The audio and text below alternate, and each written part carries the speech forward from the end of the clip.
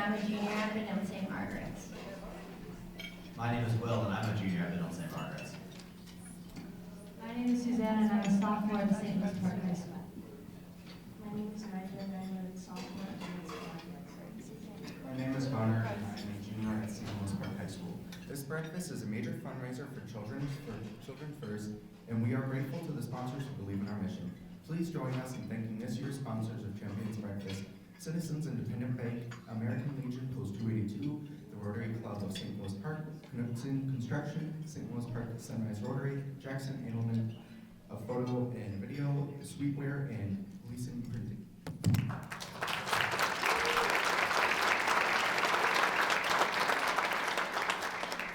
Thank you also to Children First sustaining supporters, Park Nicollet Foundation, St. Louis Park Public Schools, City of St. Louis Park, Minnesota Department of Education, Strive Together Cradle to Career Network, and the Minnesota Education Partnership Coalition. These incredible champions of Children First make it possible to hold this event and carry out our work throughout the year.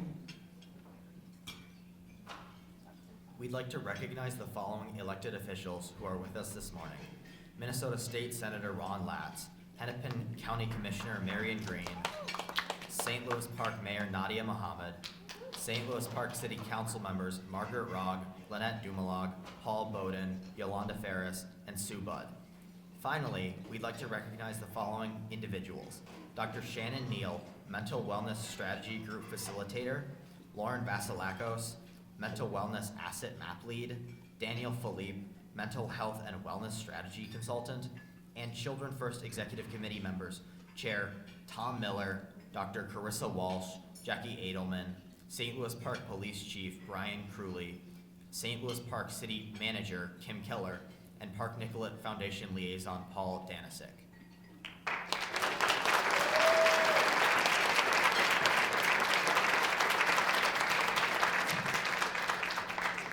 We have a lot in store for you this morning.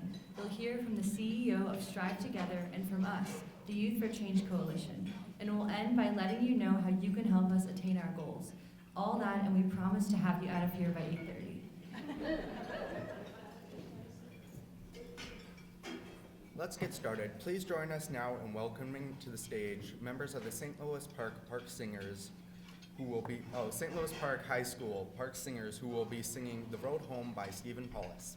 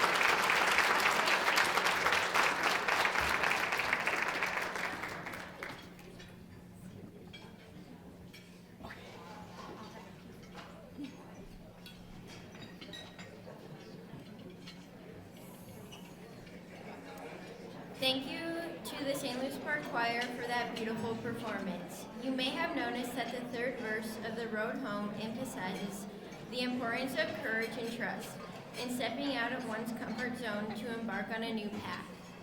It fits our theme of charting a new course in a new chapter for Children First. Now we invite you to enjoy your breakfast as you spend a little time in each other's company. Take a look at the materials on your table. And thank you Mary Bloomgren and Kim Weber with Sweetwater for the beautiful centerpieces.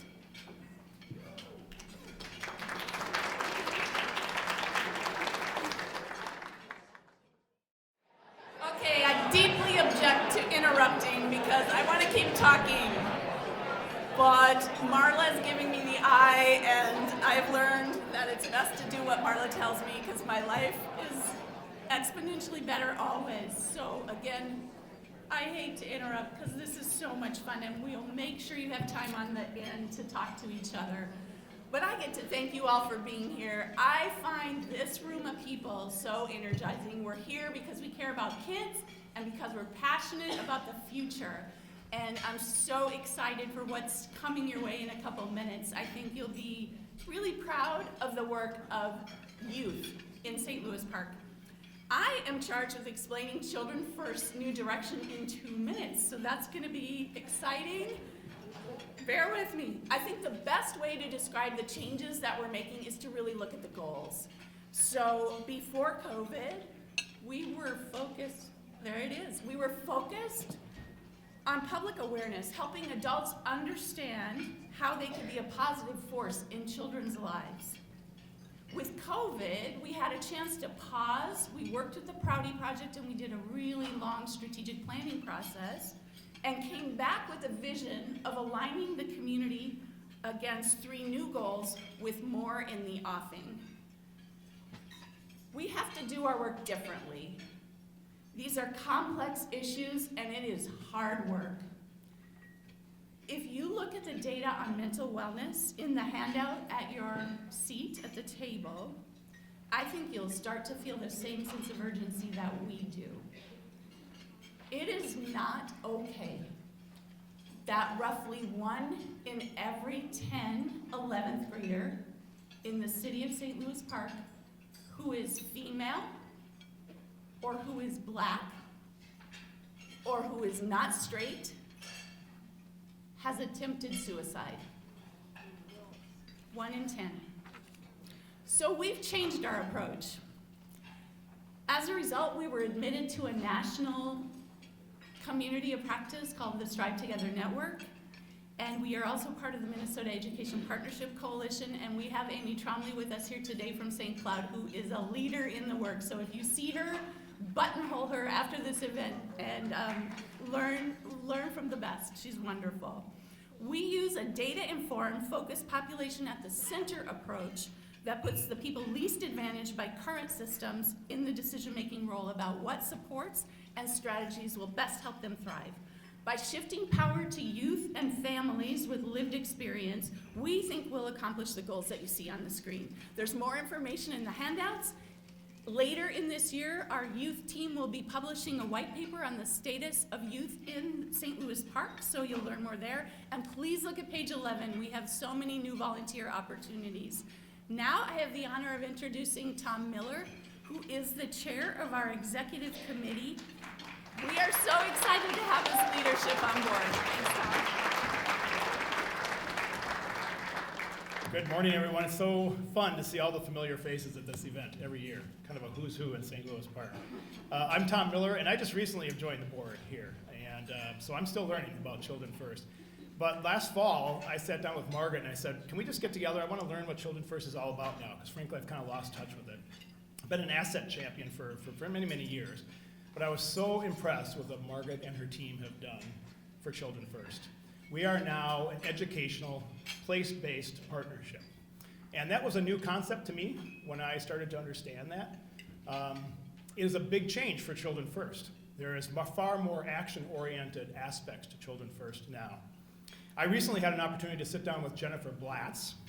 Jennifer is the CEO and president of the Strive Together Network. So we are one of 9 educational partnerships in the state of Minnesota. We're kind of punching above our weight, frankly, because 2 of those 9 are Minneapolis and St. Paul. So we're really proud to be part of that statewide network, and we're really proud to be part of the Strive Together network, which is 72 educational partnerships across the country. So I had a short interview with Jennifer, the CEO and president of the Strive Together network.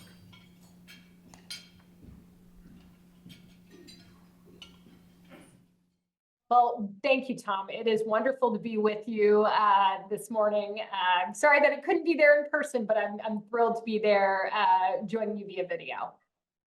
So this idea of creating an education partnership and really setting aside agendas and using data to drive decision making, that's really what became sort of our approach to driving collective impact and collective improvement around education outcomes in Cincinnati. And then we started traveling the country and learning that, you know, many other places in the state of Minnesota, for example, are really trying to figure this out as well. And so that eventually led to us establishing the Strive Together network. And here we are many years later, continuing to learn from communities across the country. So Children First and Park Partnership provided a set of data from your community, starting at kindergarten readiness through employment.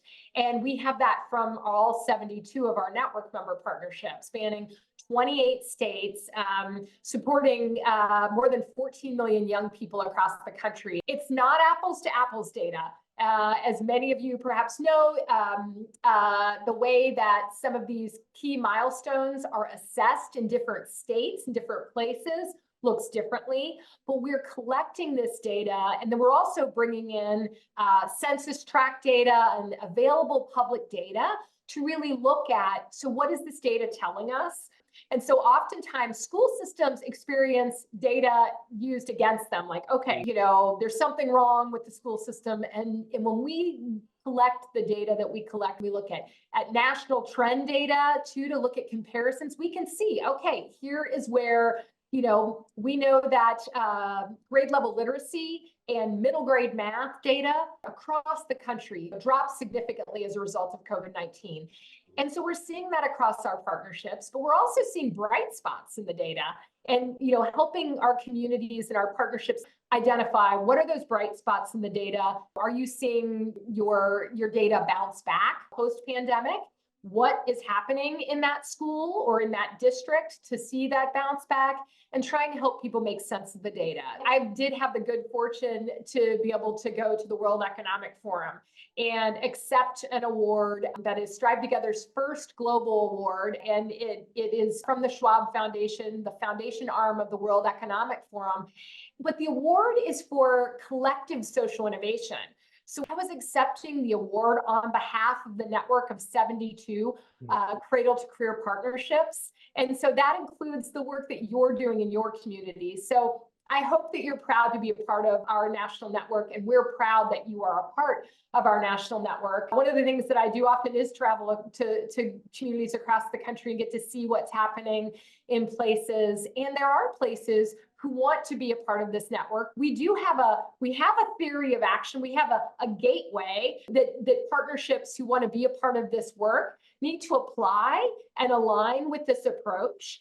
And so being a part of this network is something special. And, you know, I hope you feel that.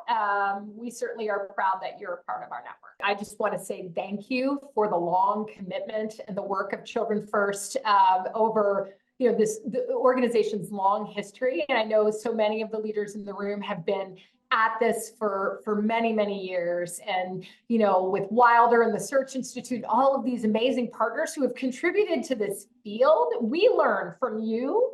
And I want to also say that, you know, you're a demonstration of this. This is long-term work. When we're talking about reversing the trends on economic mobility, this is generational work. It's wonderful to be with you. I'm really excited about the work that you're doing on the ground, and just want to thank you for your leadership and your commitment. We stand beside you at Strive Together. Our role is to support the work that you're doing in your local community. I've been there. I've done the work in the local community. I know it is the hardest work. And so I just want you to know that we are here to be a resource to you. We couldn't be more proud of the work that you're doing, and we're excited to see what's next. Thank you for having me.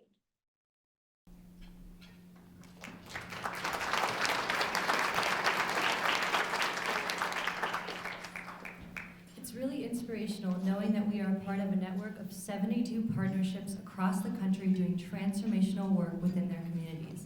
Now we want to share with all of you what we, the Youth for Change Coalition, have been doing since we launched this fall. I think you'll enjoy learning more about our passion and hard work.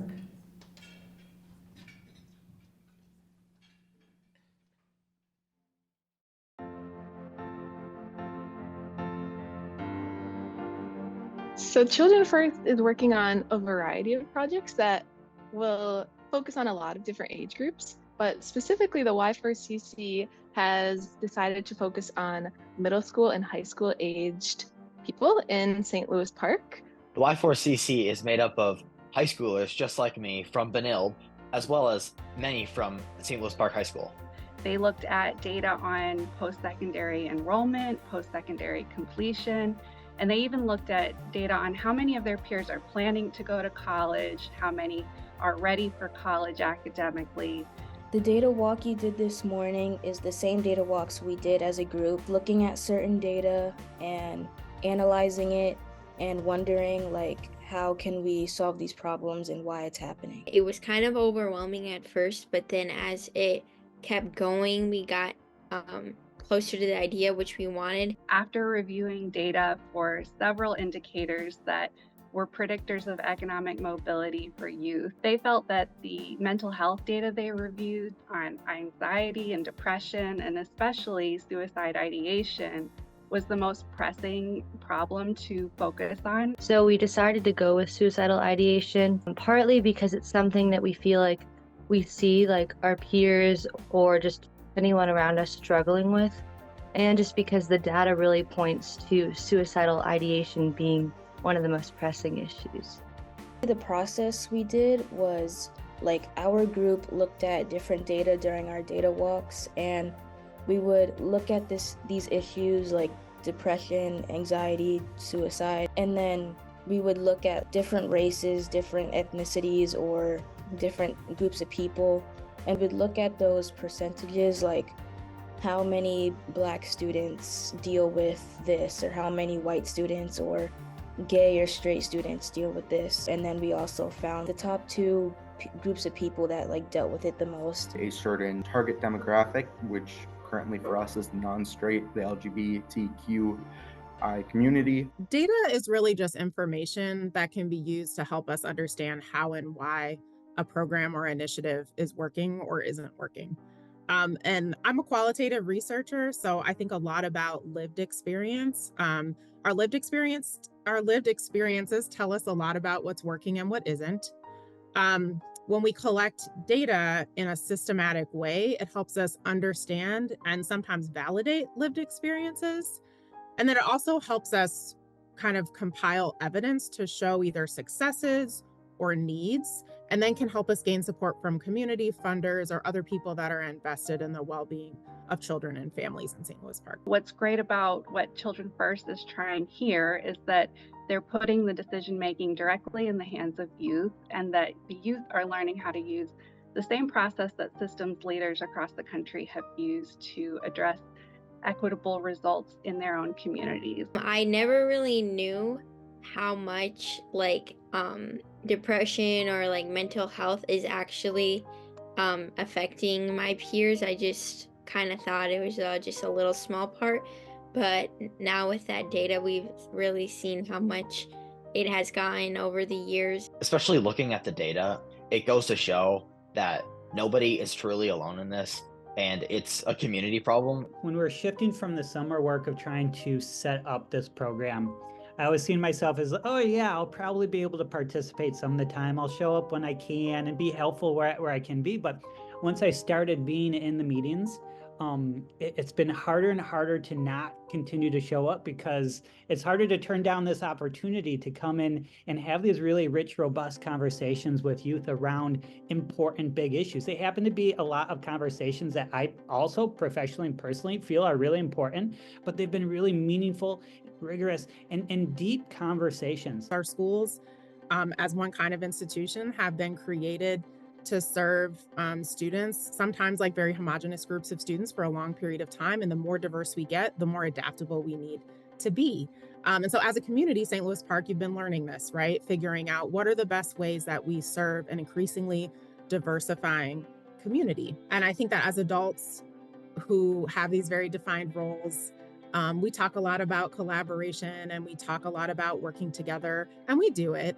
But young people always teach us something about ways that we could do it differently and ways that would be more in touch with the experiences that young people are having today. Honestly, in my opinion, I see some of this data in my peers. For example, it was like depression and anxiety was higher for kids that were like non-straight, and I have a lot of non-straight friends, and they tell me their experiences about being called names and how they just feel anxiety coming out to their parents or anxiety going to school because they don't want to get made fun of. The work that we do, it's going to have impact, not just in St. Louis Park, but because of the ripples that it's going to create, it's going to impact everybody in the metro.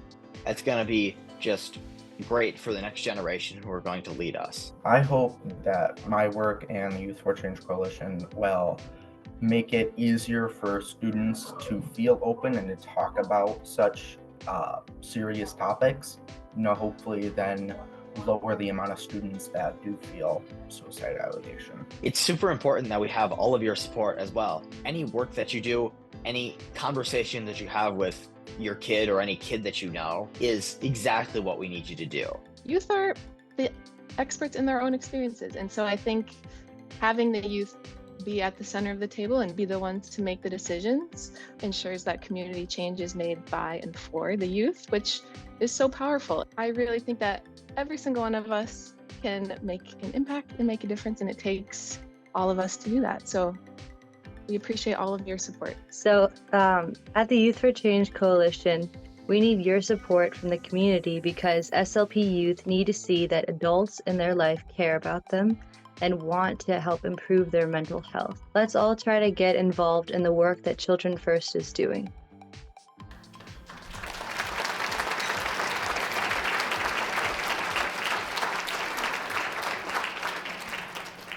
What amazing work. I'm so glad that this is all being done in our community. Thank you, Nija, Susanna, Josie, Connor, and Will for your bravery in choosing to work on improving the mental wellness of our youth. You are truly an inspiration to all of us, and we look forward to seeing the many good things that will come from your hard work. I personally want to say thank you. You are all a gift for being here today. Thank you for being a part of this community and for making a difference in the lives of young people in St. Louis Park. And now, for final words of thanks, I'd like to invite Children First Administration and Operations Coordinator Marla DeStache to the stage.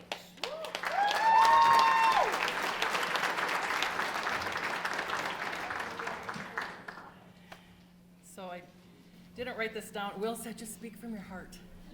I'm like, if I speak from my heart, I'm gonna start crying. First of all, just thank you so much, everybody. We realize you all have busy schedules, but my gosh, look at this room full of people who really care for our kids here in St. Louis Park. This is amazing, so thank you. Round of applause to all of you. And I would like for all of us to please give a round of applause to our Youth for Change Coalition. Can you guys stand up? Stand up. Stand up.